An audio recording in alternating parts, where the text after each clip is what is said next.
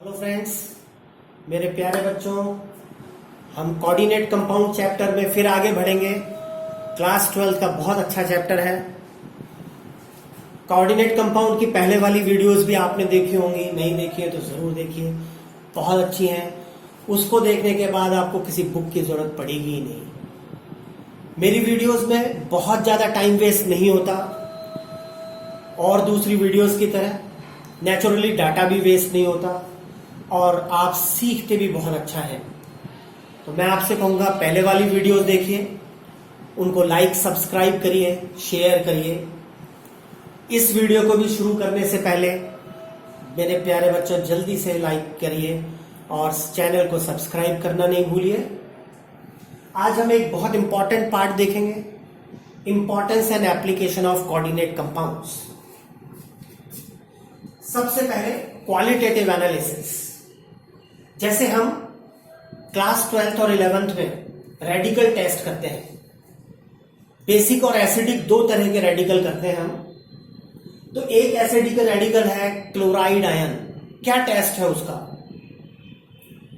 Chloride को water में dissolve करते हैं, एक अननोन कंपाउंड है, अननोन सॉल्ट दे दिया गया हमको, हमने उस सॉल्ट को वाटर में डिसॉल्व किया, सॉल्ट को वाटर में डिसॉल्व किया, AgNO3 ऐड किया, तो white PPT of AgCl will form. Usually बच्चे यही टेस्ट को खत्म कर देते हैं, बोले चलो क्लोराइड आयन आ गया, दैट्स ऑल। नहीं, अभी और आगे भी टेस्ट होता है। क्या? White PPT should be soluble in NH4OH और लिक्विड अमोनिया। क्यों सॉल्युबल हो जाता है? क्योंकि जब व्हाइट पीपीटी AgCl का और NH4OH रिएक्ट करेंगे तो सॉल्युबल कॉम्प्लेक्स बन जाता है AgNH3+। और भी, ये तो एनायन का टेस्ट हुआ। कैटायन के टेस्ट में भी कोऑर्डिनेट कंपाउंड बड़े काम के हैं। जैसे बेसिक रेडिकल्स के सेकंड ग्रुप में, बेसिक रेडिकल के टोटल 7 ग्रुप होते हैं। 0 ग्रुप में अमोनियम और 1 to 7। फर्स्ट में Pb+2 होता है, सेकंड में Copper+2। कैसे टेस्ट करते हैं? H2S गैस पास करवाते हैं तो ब्लैक पीपीटी बन जाता है Cu2S का। बेसिक रेडिकल के ही 4th ग्रुप में अगर आप देखेंगे तो एक आयन है Nickel+2 ion, light green colour के कंपाउंड है निकल के। टेस्ट करते हैं DMG से, डायमिथाइल ग्लाइऑक्सिन से, तो Nickel+2 का कॉम्प्लेक्स बनेगा रोज रेड कलर का और हम समझ जाएंगे कि जो सॉल्ट हमको मिला है उसमें जो कैटायन है वो Ni+2 है। इसी तरीके से हार्डनेस ऑफ वाटर का डिटेक्शन कर सकते हैं। आप सब जानते हैं 11th क्लास में एस ब्लॉक चैप्टर में आपने पढ़ा होगा, हार्डनेस की 2 रीजन है। टेम्परेरी हार्डनेस क्यों होती है? बाइकार्बोनेट ऑफ कैल्शियम और मैग्नीशियम आयन की वजह से। परमानेंट हार्डनेस होती है कैल्शियम और क्लोराइड के, क्लोराइड और सल्फेट के कैल्शियम मैग्नीशियम आयन के साथ सॉल्ट से। यानी कि कैल्शियम और मैग्नीशियम आयन तो कॉमन है। तो EDTA के साथ उसकी जब हम टाइट्रेशन कराते हैं तो Pb कैल्शियम और मैग्नीशियम का EDTA से कॉम्प्लेक्स बन जाता है और जो प्रेसिपिटेट आएगा उसको वेट करके कैलकुलेशन से हम कैल्शियम और मैग्नीशियम आयंस का वेट पता कर लेते हैं पानी में। एक्सट्रैक्शन ऑफ मेटल में भी बहुत अच्छा यूज होता है कोऑर्डिनेट कंपाउंड का। हम जानते हैं silver, gold, platinum noble metals हैं। They usually do not form ore. Silver के तो ओर फिर भी अवेलेबल है, तो इनका एक्सट्रैक्शन करने में भी ये कंपाउंड्स का काफी अच्छा एप्लीकेशन है। जैसे मान लेते हैं जिस मिट्टी में सिल्वर या गोल्ड प्रेजेंट है उनको KCl के सॉल्यूशन में डाल देते हैं, एक्वस KCl के सॉल्यूशन में, तो AgCN- के साथ कॉम्प्लेक्स बना लेती है और वाटर में सॉल्युबल हो जाती है। इस मेथड को साइनाइड मेथड कहते हैं। फिर जैसे चाय छानते हैं ना, तो ऊपर ऊपर तो मिट्टी रह जाएगी और सिल्वर का कॉम्प्लेक्स पानी के साथ नीचे आ जाएगा।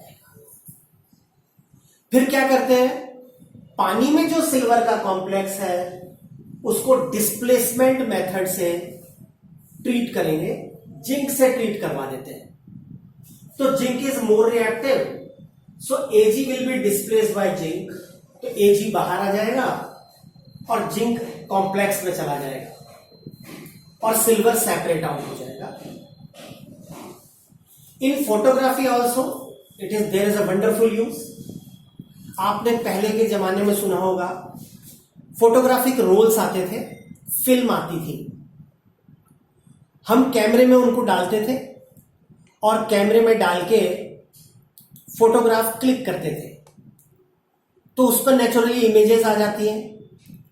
अब उन इमेजेस को परमानेंट कैसे करें, तो परमानेंट करने के लिए आपने कई फिल्मों में भी देखा होगा, उनको हाइपो के सॉल्यूशन में डाल देते हैं। हाइपो के सॉल्यूशन में डालने से क्या होगा, फोटोग्राफिक फिल्म पर है AgBr और हाइपो में है thiosulphate ligand.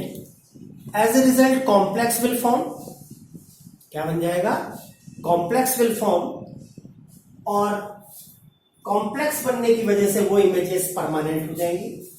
Na3AgS2O3 whole 2 will form. Bis sodium, पहले सोडियम आएगा, नाम करें तो sodium bis thiosulfato argentate 1, oxidation state of silver is 1। Sodium bis thiosulfato argentate 8 आ रहा है लास्ट में 1। बायोलॉजिकल यूजेस में देखें, जो बैटरी बनाने वाली लिए कंपनियां होती है ना, उनमें लेड खूब यूज में आता है, जैसे कार की बैटरी, इन्वर्टर की बैटरी, एक्टिवा की बैटरी। अगर मान लेते हैं किसी की बॉडी में लेड चला गया, तो क्या करें, उसको EDTA का सॉल्यूशन पिला देते हैं।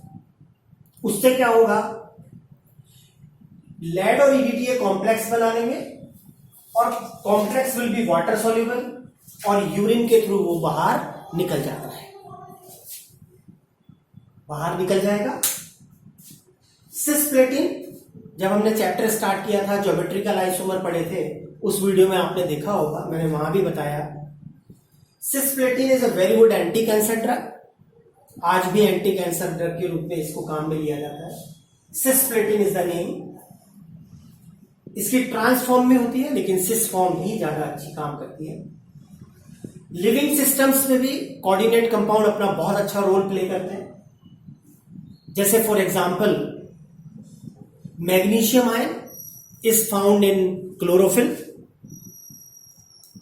Iron ion Fe+2 ion is present in haemoglobin, और साइनोकोबालामाइन विटामिन B12 का केमिकल नेम है साइनोकोबालामाइन, उसमें कोबाल्ट +2 होता है।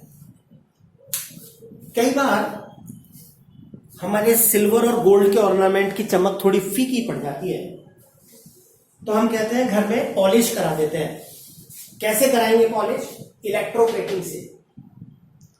जैसे सिल्वर की इलेक्ट्रोप्लेटिंग कराने के लिए हम इस कॉम्प्लेक्स का यूज करते हैं, KAgCN2 का, तो इसमें से सिल्वर निकाल के बैंगल में, ईयर रिंग में, हार में, इनमें चली जाती है और वो वापस चमक ले लेते हैं।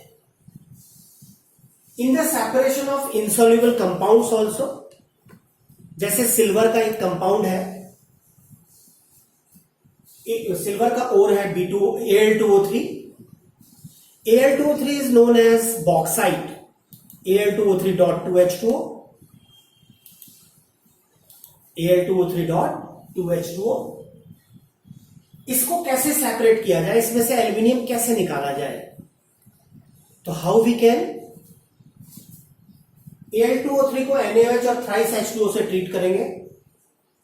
As a result a complex will form and you can see aluminium is here. Sodium Meta aluminate बन जाता है, वाटर सॉल्युबल होगा, this will be water soluble, so we can separate it easily. In the plant growth also they plays very good role. Plants को काफी कुछ metal चाहिए होते हैं ग्रोथ के लिए, जैसे Fe है, जिंक है, कॉपर है। जिंक, कॉपर वगैरह, मोलिब्डेनम वगैरह तो एब्जॉर्ब हो जाते हैं, बट आयरन के साथ एक प्रॉब्लम है। आयरन ऑक्सीडाइज हो जाता है और Fe+3 बनाता है, और Fe+3 का हाइड्रोलाइसिस हो जाएगा। As a result FeOH whole thrice form. तो फिर इसका एब्जॉर्प्शन नहीं कर पाते प्लांट, तो क्या करें? पत्तियां पीली पड़ने लग जाती हैं आयरन की कमी से, तो क्या करें? आयरन का EDTA के साथ एक कॉम्प्लेक्स है जो वाटर सॉल्युबल होता है, हम क्या करेंगे? उसको वाटर में सॉल्युबल करके प्लांट में डाल देंगे, तो आयरन एब्जॉर्ब कर लेगा प्लांट और पत्तियां पीली होने से रुक जाएंगी। CBSE में, कॉम्पिटिटिव एग्जाम्स में इन एप्लीकेशंस पर खूब क्वेश्चन पूछे जाते हैं। इसके बाद आपको किसी बुक की जरूरत नहीं पड़ेगी। मेरी वीडियोस को देखते रहिए, लाइक करते रहिए, चैनल को सब्सक्राइब करना नहीं भूलेंगे। पहले वाली वीडियोस भी देखिए और आगे आने वाले चैप्टर भी देखिए। It was the last topic of this chapter. Thank you very much. Channel को सब्सक्राइब करना नहीं भूलें, लाइक करिए और दूसरों को भी बताइए। मेरे वीडियोस टाइम वेस्टिंग नहीं होंगे, यूजफुल बातें ही होंगी, इधर उधर की बातें नहीं होंगी। Thank you.